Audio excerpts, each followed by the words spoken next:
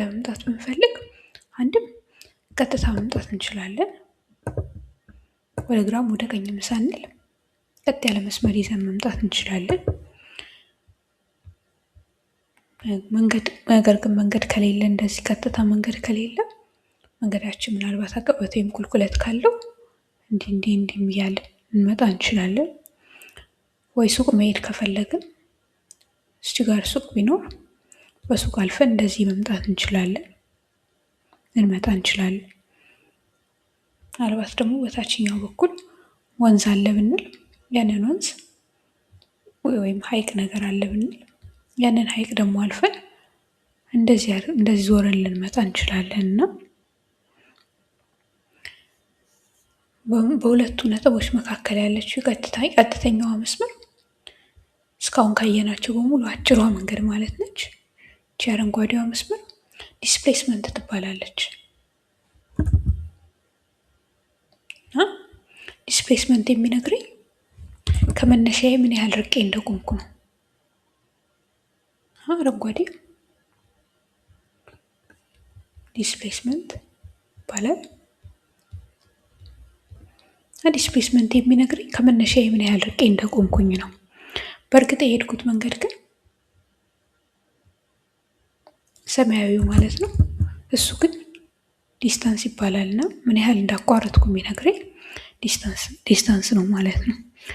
ዲስታንስ ሲምቦሉ ኤስ ነው። እስች ጋ ባለችው ኤስ ይመስለኛል እንደዚህ ኤስ እንለዋለን እና ይሄ ነው የሚባል አቅጣጫ የለውም። አንዴ ወደ ግራ፣ አንዴ ወደ ቀኝ፣ ወደ ላይ በተለያየ አቅጣጫ ይታጠፋል እና ዲስታንስ ስከለር ነው፣ አቅጣጫ የለውም። ይሄ ነው የሚባል። በአንጻሩ ዲስፕሌስመንት ቀጥተኛ መስመር ከመሆኑ ቀጥተኛ መስመር ነው እና አቅጣጫ ሊኖረው ይችላል ነው። እዚህ እሱን ደግሞ ስንጽፍ ቬክተር መሆኑን ለማሳየት ከላዩ ላይ ኤስ ብለን ግን ከላዩ ላይ እንደዚህ እንጽፍ እንችላለን። ሁለት ነገር አድርገን እንጽፍለታለን ማለት ነው እና ዲስታንስ እና ዲስፕሌስመንትን ብናነሳስራቸው አንድም አንዳቸው አቅጣጫ ያላቸው ዲስታንስ አቅጣጫ የለውም፣ ስኬለር ነው። ዲስፕሌስመንት ደግሞ አቅጣጫ ያለው ባለ ኮፍያው ቬክተር ነው እና እንደዚህ እንል እንችላለን። ሌላው ደግሞ ዲስፕሌስመንት ሁሉ ጊዜ አጭሩ መንገድ ነው።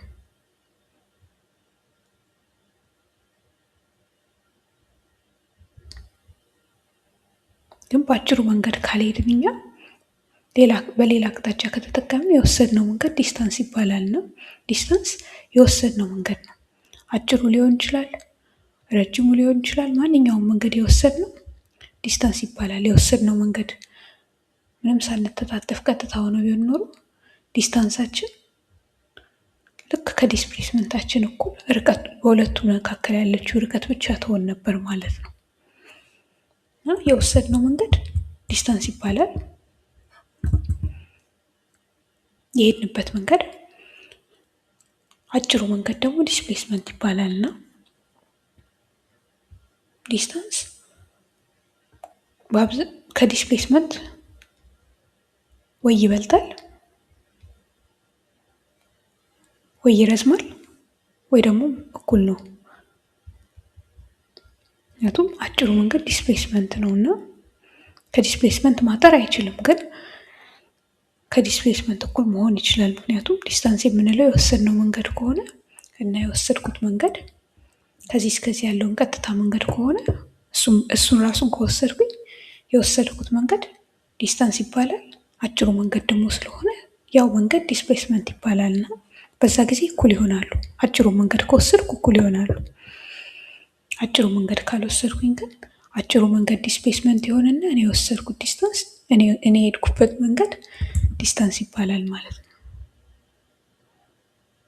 ሁለቱም ርቀት ስለሆኑ የሚለኩት በሜትር፣ ኪሎ ሜትር፣ ማይል በመሳሰሉት በርቀት መንገዶች ይለካሉ እና ዲስታንስ እና ዲስፕሌስመንት ከአንድ ቦታ ሌላ ቦታ ሲሄድ ምን ያህል እንደተንቀሳቀስኩ የምለካባቸው መንገዶች ናቸው እና በእያንዳንዱ እርምጃ ላይ ደግሞ ከዚህ ተነስቼ ቀዩ መስመር ቀዩ ነጥብ ጋር እስከምደርስ ድረስ ባለውበት ቦታ ሁሉ የት ጋር ነው ያለሁት ብዬ ብጠይቅ፣ ለምሳሌ እዚች ጋር ስደርስ የት ጋር ነኝ ያለው የት ጋር እንዳለው ለማወቅ ብፈልግ ፖዚሽኔን እየጠየቅኩ ነው ማለት ነው።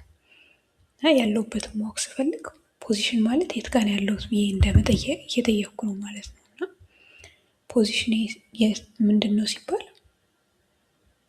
የት ጋር ነው ያለሁት የሚለውን ነው የሚነግረኝ ማለት ነው። የት ጋር እንዳለ ይነግረኛል። አንድ መንገደኛ ወይም አንድ ነገር የት ጋር እንዳለ የሚነግረን ፖዚሽን ይባላል። እና እሱን ለማወቅ ወይም በቁጥር ለማስቀመጥ እሱን ከመነሻችን ላይ ተነስተን እንደዚህ ግራፍ ብንሰራ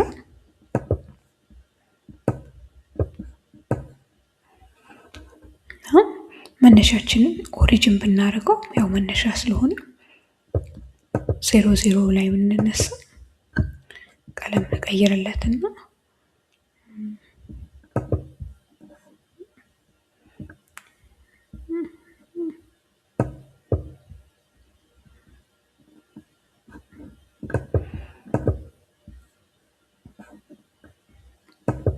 ምናልባት ነጭ ሳይሻል አይቀርም እንዲያርግ እንደዚህ ብንሰራ ወደ ጎን ደግሞ ልክ እንደዚህ አድርገን ኤክስ እና ዋይ አክሲስ ብንሰራ ማለት ነው። መነሻችንን 0 ላይ ካደረግነው መነሻችን የትም ቦታ ሊሆን ይችላል። ለማቃለል ያህል መነሻችንን 0 ብለን ብንቆጥር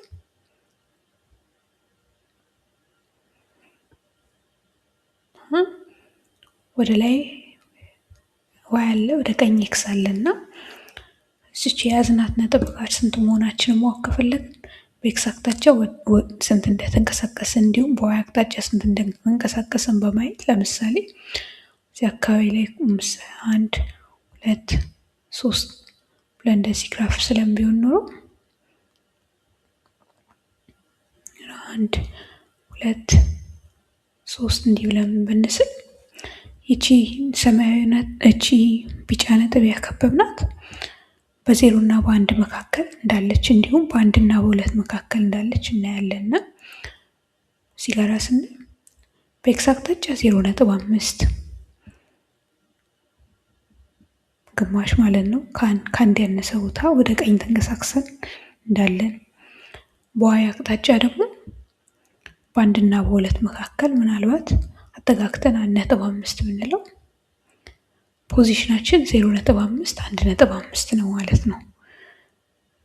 እንዲህ ብለን ማለት እንችላለን ማለት ነው። እና ፖዚሽናችንን ስንናገር የምንናገረው በኤክስ እና በዋይ መልክ ሊሆን ይችላል።